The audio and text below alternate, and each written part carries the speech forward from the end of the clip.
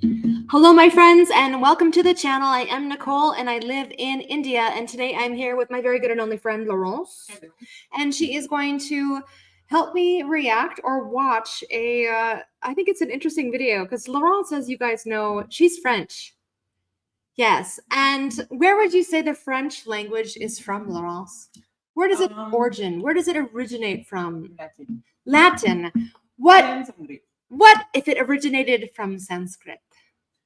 I've seen that some many words actually do come from Sanskrit that I know. Yeah. Yeah,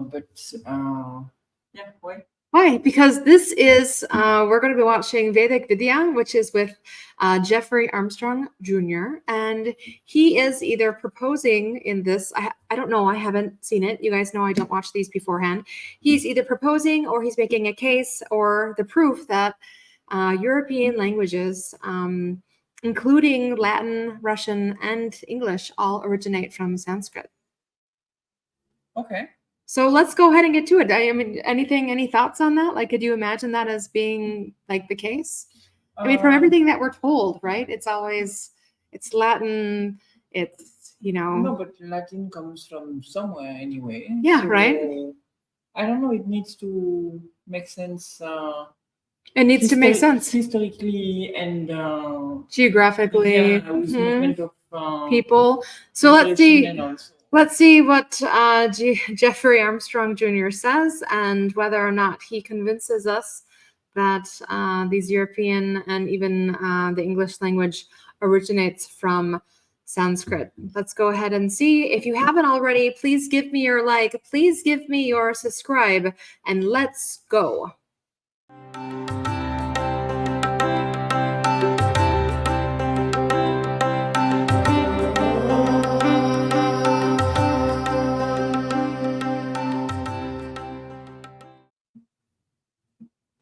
Namaste.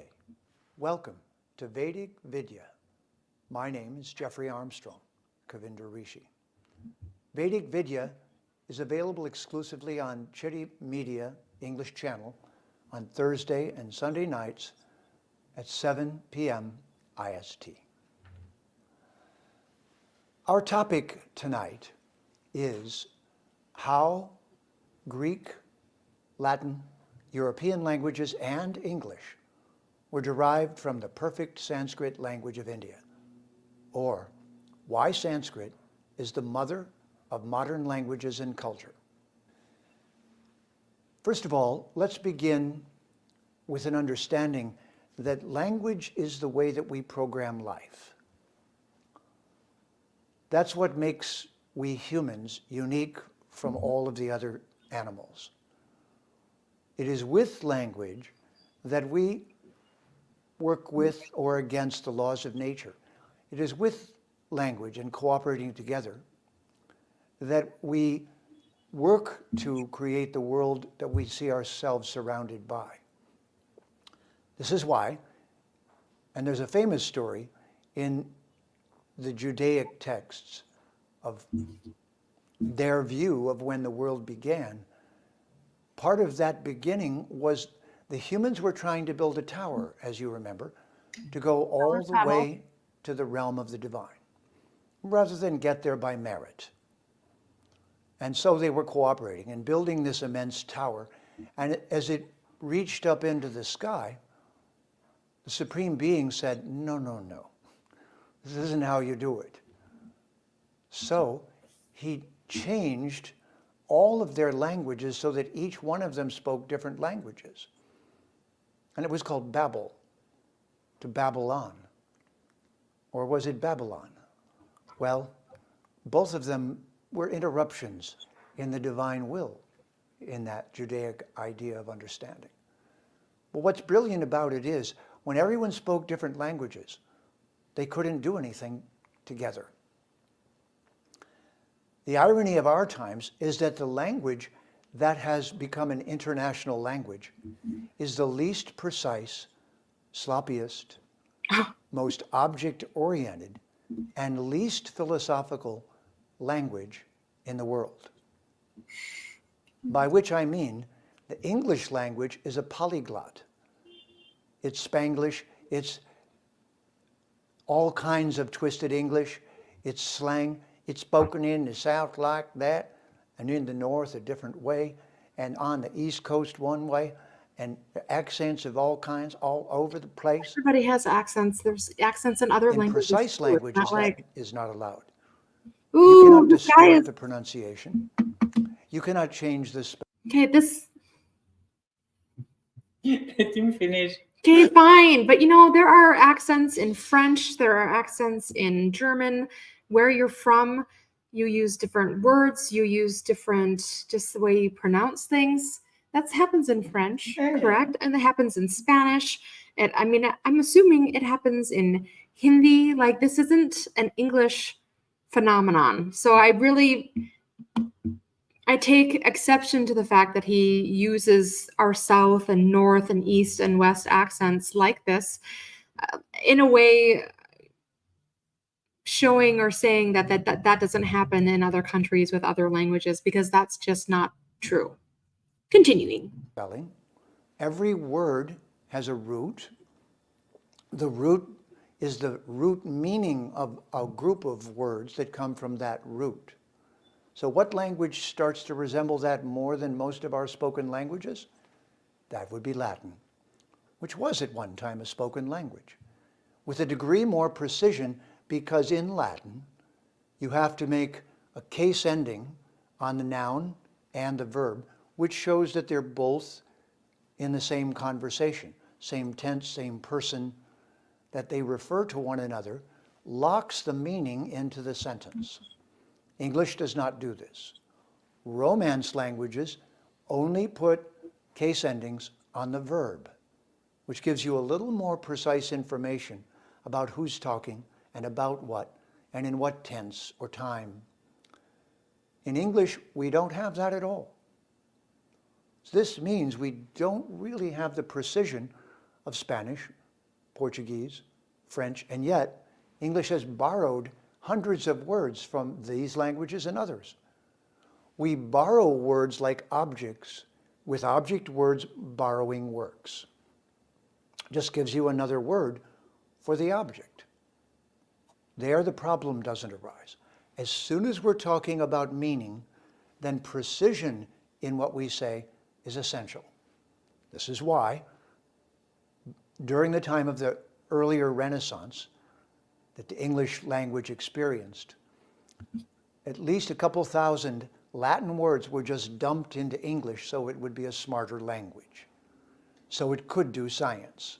To put it differently, English couldn't do science until Latin was dumped into it. So, How about we use the word included instead of dumped? Oh, what do you mean? You don't like them. Well, no, but I also don't even know if that's really the way that it happened. Like, we can't do science, so we need to use, you know, and why can't we have just been using those anyway? Like, why could that not just be the origin? Like, I don't understand how it's borrowing versus just being part of the language. But let's continue. prior to Latin was Greek, and the Greek was an intermediate step between a connection. That connection would take us back to India and Sanskrit. Let me give you an example. In Greek, the word for education was educare, means to bring out from within. So if you're educating someone, the Greek method is you try to extract something from them, implying the truth is there, you help them find it, the truth is in them, you lead them to it, help them bring it out. Our modern word is education. Education has nothing to do with bringing out what's inside, per se. It doesn't assume you already are a knowing being. Greek did. Education now means to pile knowledge on top of the student without any explanation per se. It's just a subject, and it's mostly, again, about objects. That's why religion was separated from education, because Christianity and Islam and Judaism are all called faith-based religions. So faith was separated from education, and education, educare. Now, those words come from another word, the Sanskrit word, which is adhikari. Now think about this for a moment. Adhikari means the degree of wisdom that is inside of the student from the things they've done in their previous lives. Did I forget to say that in the progression from Greek to Latin to English, reincarnation was thrown out. By who? Christianity. They used Latin, but it was the bridge across to a time when English would have no way to talk about our permanent self.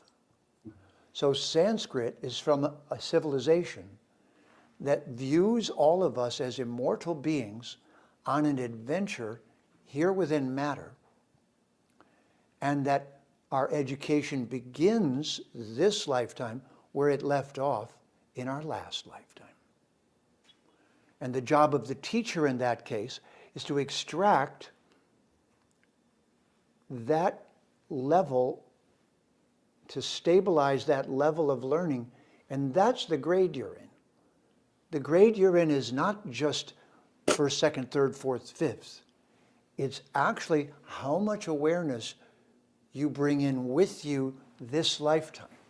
And that is the key to the profound level of understanding of education that is adhikari. Now, one more thing.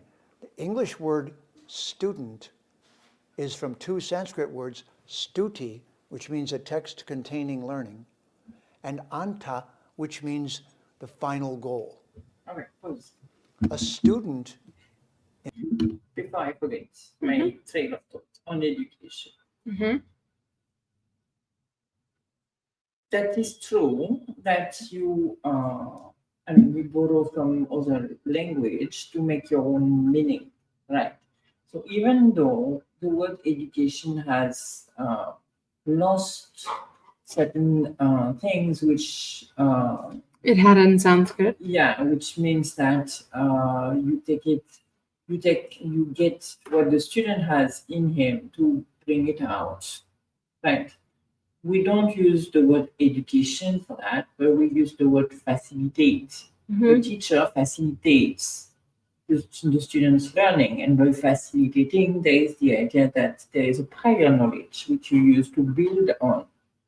Okay, so it's not because you don't have that in the word education that you necessarily have lost that entire thinking. Does that make sense? Yeah. Yeah. No. Yeah, but it also, I mean, I get that, but then he still is saying that there is a bridge that's lost between the religious aspect of it, that, you know, Sanskrit. Yeah, but that's history. That has nothing to do with The the name language or the actual word. It's not left. The fact that religion and education are separated in the West comes from history, not from the language. Could have been there for some time, was lost because there is a separation between religion and education, which comes from the history, not from the language. Continuing. Yeah. In Sanskrit is someone who is being pointed toward the final goal of learning, which isn't just to manipulate objects within matter. So there's two kinds of learning. Learning about how to work with matter and learning about who we really are. So that knowledge has a different word. In Sanskrit, that word is not the sole word that we've seen used by the one lifetime religions, Christianity, Islam, and Judaism. So what their view is that there's something special inside of us that will go somewhere special or not so special after this life. But in Sanskrit, we're called the Atma, A-T-M-A. And that means indestructible principle. Something that cannot be destroyed, cannot be cut, cannot be burned, cannot die. That immortal being is called Atma. Now it's altogether possible that Adam and Eve is Atma, and in Sanskrit it's called Jiva, an air-breathing Atma. And that this was a metaphor in the Hebrew text, in the Jewish way back text, referring to the immortal being coming in contact with matter. Now, are you starting to get the feeling that the conversation is deeper than it's been presented? The Atma of Sanskrit became the Latin atome, uncuttable. Atome meant an uncuttable particle. So now, instead of meaning the immortal self, it was transferred to a particle of matter that's not cuttable. Turns out, the atomic particles were cuttable. So, the atom proved to be cuttable, but we are not. Now, the reason I did that little segment was to show you how the conversation changes when you have a language like Sanskrit, which has words rooted in very profound meanings that bridge both intellectual learning and self-actualized who am I learning. So Sanskrit teaches us both science in relation to matter and science in relation to who we are. To do that, it was necessary to make, now so think of this, that all of the traditions of the world come forward with something they say was revealed to them. It's a revelation, was given to them divinely. And this is why in India, everyone respects everyone's idea of divinity because they say, well, that's your experience. I honor that. That's what this is. It says, I honor the fact that you have particular visions that are profound, ideas that are important to your understanding of who we are. But would you like to have more of those ideas, is the question. If you're a scholar, the question is, have you learned enough? Do you stop reading books, or do you keep going? So let me present this to you very simply. The Sanskrit language is so perfect that its grammar, its roots, its pronunciation, and its poetry have not changed perceptibly in thousands and thousands of years. This means that in India there is a library of knowledge, thousands and thousands of books that are being passed forward for thousands and thousands of years. So picture an entire library memorized and passed forward. And about 7,000 years ago, according to the history of India, it was written down so it wouldn't get lost in this most precise language. Now, as a scholar, why would you not be interested in this? Well, there's only one reason.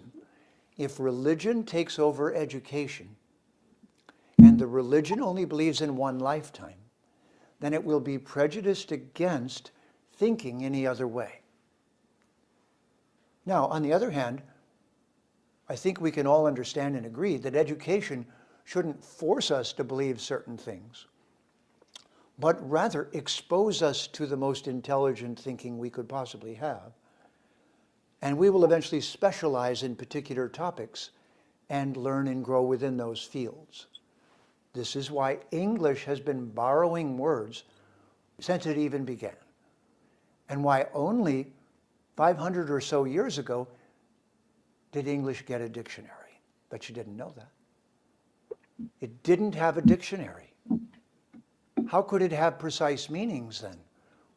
Well, it was mostly agriculturalists and people who didn't seem to care, and they all had a one lifetime perspective, so that didn't seem to matter to them. So this question mostly is not even addressed in our schools, in our culture. Why? Because education in English is already prejudiced away from learning anything else unless as the property of Western civilization. Explaining to you why linguistics was hampered by colonization. Why you don't already know this? And if you think this is too complex a language, then I guess life is too complex for you to think about. Or would you like to have more words that are scientifically precise to describe more realities that you're perceiving? Well, if so, you learned Latin. Ah, did you think I was going to say Sanskrit? Well, maybe. And if you learn Latin and find out that it's just dumbed down Sanskrit, and that so was Greek, dumbed down Sanskrit, dumbed down means if you could have the most intelligent language, why wouldn't you? If you could have the most brilliant programming language for your computer, why wouldn't you? Would you say, no, that programming language was invented in Russia or China or somewhere I don't go to? Or would you say it crossed the borders? It doesn't have borders, it's just knowledge, it's just truth. So language is supposed to lead us that way, and this is why, if you're hearing me, you will say at the end of this talk, how do I learn Sanskrit? And the answer is, you start by learning a few hundred words that do not exist in English, that did not exist in Latin, that did not exist in Greek, that the Greek culture, Latin culture was educated by Sanskrit. It was their mother, and they said, you know, that's a little too scholarly. Think we're going to dumb it down. So they dumbed it down a little bit, and now the result is Latin is called Italian. And English is dumbed down one step further from the Romance languages, Italian, French. Yeah. When the French colonized England, there was a big kerfluffle. It was really traumatic socially, because the French knew they had a more brilliant language, and that English was a sloppy kind of dirt farmer's language. But it took hundreds of years for them to assimilate, and that's why there's so many French words in English. Eventually, French didn't absorb a lot of English.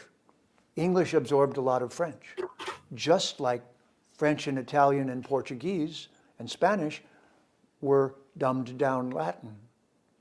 And Latin was not as smart as Greek. And the reason that Sanskrit's been left out of this equation is strictly political. It's because finding out that the culture, history, civilization of India is first of all brilliant, second of all, precedes by thousands of years Judaism, Christianity, and Islam. So right there, if you've been taught by anyone that the world is the age of your religion, you've been lied to. Pure and simple. And it wasn't science that proved that. It was a science that got its knowledge from India that proved that. I'll quote Carl Sagan before we conclude. There's a video, look it up, Carl Sagan in India at a temple of Shiva. And in the Shiva temples, there are these oblong, football-looking rocks. They're called Shiva lingas, and they sit upright. And there were hundreds of them, and Carl Sagan was walking amongst them. And he spoke to the camera and said, only modern science and ancient India calculated the age of the universe in billions of years. But ancient India must have done it by coincidence. That was the one thing Carl didn't know, hadn't studied, that Sanskrit has existed longer than any of the cultures of Western civilization, longer than Judaism, longer than Christianity, longer than Islam, longer than any culture of record that is now actively speaking in the modern world. And therefore, it is the untapped resource of science, the untapped resource of philosophy, and it is a linguistic lover's dream. A language lover's dream of precise and amazing ideas. Vedic Vidya means shining the light of truth. Tune in to Vedic Vidya on the Chitty Media English. All right. What do you think? He's lost me at some point. I think that's not true. Let me just randomly in different order take what I thought I would react to. Italian Okay. is not what French used. It's not Latin Italian and then French. It's from Latin, French, Spanish, and all of that because they went in different Ways, directions. yeah, So it evolved differently. Yeah. The same way French evolved slightly differently when it went to Canada, for example, and then got influences from English and because it's always interconnected. But an Italian did not have a dictionary or rules until the 18th or 19th century. I think late 18th century is when Italian had they thought, okay, everybody is speaking different Italian or a different language depending on where they are. So let us put everything into place and have actual rules to make this one language for everyone. And that was done only in the 18th century. So Yeah, I didn't. I mean, he brought out that the English didn't have a dictionary until 500 years ago. See, like they haven't had a. They didn't even have a dictionary. What a horrible language. But I mean, there weren't a lot of books back then. I mean, there were books, but their books were sacred and books were written by like monks a lot of the time during that time. So was a thing I had. There just because he said that British or English took a lot of words from France, and the other way was not necessarily the case. necessarily true, but that's very untrue. Yeah. Of course, because there were invasion one side Yes, and the other. right. You borrow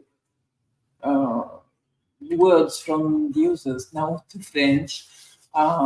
Me have the great capability of absorbing. Okay, so where you take déjà vu, okay, as déjà vu, and you leave it like this, Yes. or all the French words which you can have, we take them and we Frenchify them. Yes, Frenchified. I like Frenchified. We Frenchify them in such a way that they're not anymore. They don't mean what we had given them. No, they mean what they can mean the same thing, but they're not pronounced the same way anymore. Okay. Let's take. Okay, that's extremely interesting. If you take words like bougette, which is a French word from the 12th century, okay? That was a small purse which you had at your waist when you were traveling. Okay. So that words, so that people would not steal it, it was close to you. Now that words was taken into English because of the travelers and all of that, but it became the amount of money which you have for travel. Okay. Budget. Exactly. Ooh. That became budget. Okay. Now, this budget came back to France as the amount of money which you have to do something. To travel, yeah. But we don't say budget, we say budget. Budget. Yeah. So we've completely retaken our word back, but pronouncing it in such a way that now it's our word. If you ask where's budget coming from, okay, it's French. And if I say budget to you, you will not say, "Oh, that's budget." It will take your time, right? So that's how languages work. Now, my problem with what he's saying about Sanskrit is that, or looking down on people, because Sanskrit is the greatest, is that Sanskrit might have been at the origin of all the things he says. Fine, I'll give it to him. Let's say he's right all the way. You can't be looking down on people because the way he's explaining it, it was a very limited number of people who had access to that educare. Yeah. Right. And for sure. Yeah. And so if you make sure that everybody has access to education, the way he's saying education should be, which is, I agree with that, then why looking down on other people saying that they've simplified it? At the end of the day, there are things which needs to be simplified anyway. So yeah, that's my take. Sorry, it was a little long. Yeah, no, that's all right. It makes sense. I was just looking up. So I wanted to see more about this man. And apparently he has a degree in psychology, history, comparative religions, literature. And he has immersed himself in the study and teaching of Vedic philosophy, yoga, and astrology. But No, he's obviously very well educated. But does that give him? I mean, he is. it's looking down on other languages. We are the best, and now that you should actually want to learn Sanskrit, that attitude you didn't like. Yeah, it's not even that. It's oh, this was the best, and everything else Is the worst. is mellow down. No, it's not mellow down. Dumb down. He used the word dumb. Yeah, you take something from another culture, you make it yours, and you add your masala, basically. Yeah. Okay. That's how anything works. If I give you a recipe which you like, you're going to take the recipe and then you're going to make it your own. I am. I'm going to change it because yours would be French, and I obviously would want an American recipe. Yeah, but does that mean it's necessarily it's dumb or worse or? Does that mean it's, Yeah, I get it. I do understand what he's saying. I understand. I could see that this is potentially accurate, that maybe these languages do evolve from Sanskrit. I think I need to see a little bit more proof. Which I remember having studied when I was studying Latin and a little bit of India also. Yeah. Many words in Sanskrit which you can find in French, but it's always borrowed because we didn't have that. Yeah. We didn't have that word, which is why we're borrowing it from somewhere. Which is what you do when you That's don't what have you do. Something, then you borrow it. If you so I'm just not sure if it's he's yeah. I mean, and is it not used anymore, or is that connection to that language Sanskrit, is it not there truly because of this religious aspect? I don't know. You know, I mean, it's something you do in anything. When I lived in a Spanish-speaking country in the Caribbean, the big gallon of water was not something I had in my country. So the name for that was botellon.